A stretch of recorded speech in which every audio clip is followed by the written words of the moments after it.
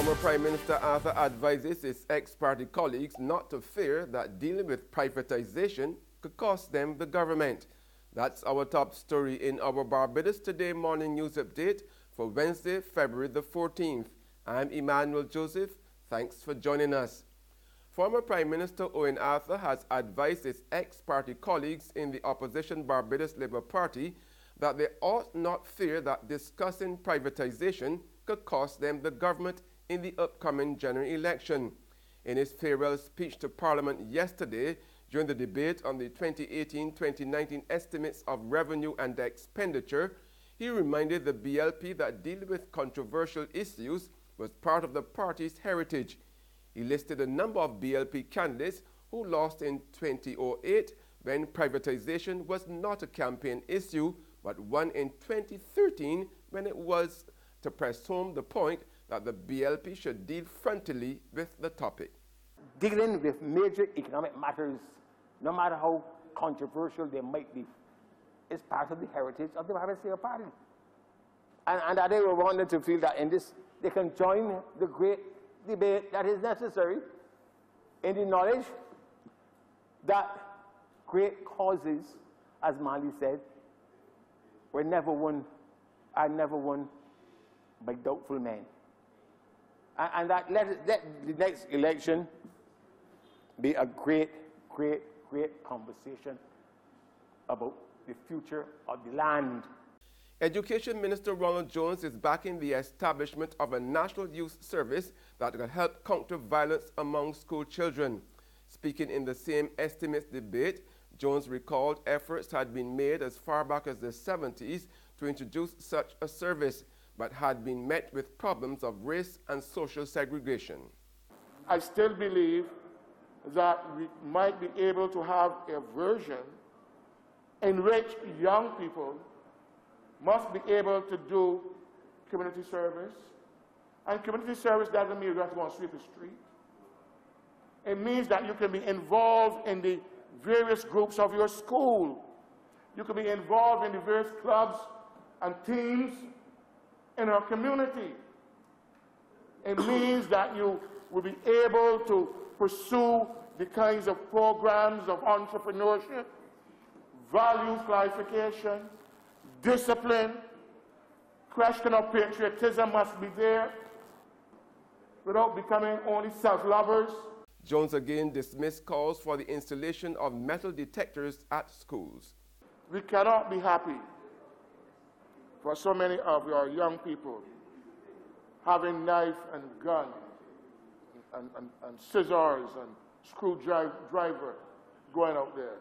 I was thinking through this thing over the last 2 days, Mr. Speaker, and without going into any detail, I said to myself, you know, let's put up a metal detector that detects metal. Plastic can be shaved down.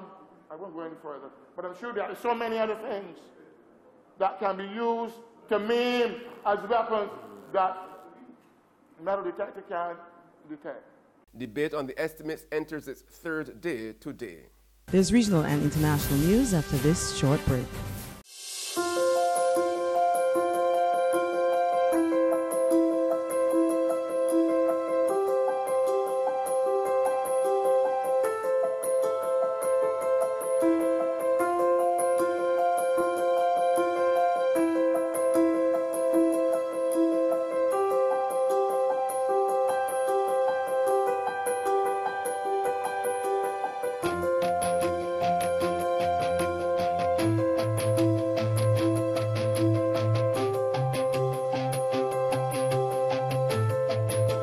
Barbados Today, news you can trust. We're back with news from the region now. Almost 6 months after two devastating Category 5 hurricanes passed through the Caribbean, causing widespread destruction and loss of lives, the crew of one of the British vessels assigned to the region is reporting good progress in the efforts to get those islands back on their feet again. Captain of the Royal Fleet Auxiliary Vessel Mounts Bay, David Buck, described some of the work the crew, with assistance from a commando squad, a regiment from the British Army, and a crew from the Fleet Air Arm, was able to carry out in Antigua and Barbuda in the aftermath of Hurricane Irma, which flattened Barbuda? In Antigua, Barbuda was very much affected by the hurricanes last year, and many people from Barbuda are still living in Antigua before they're able to return to their homes.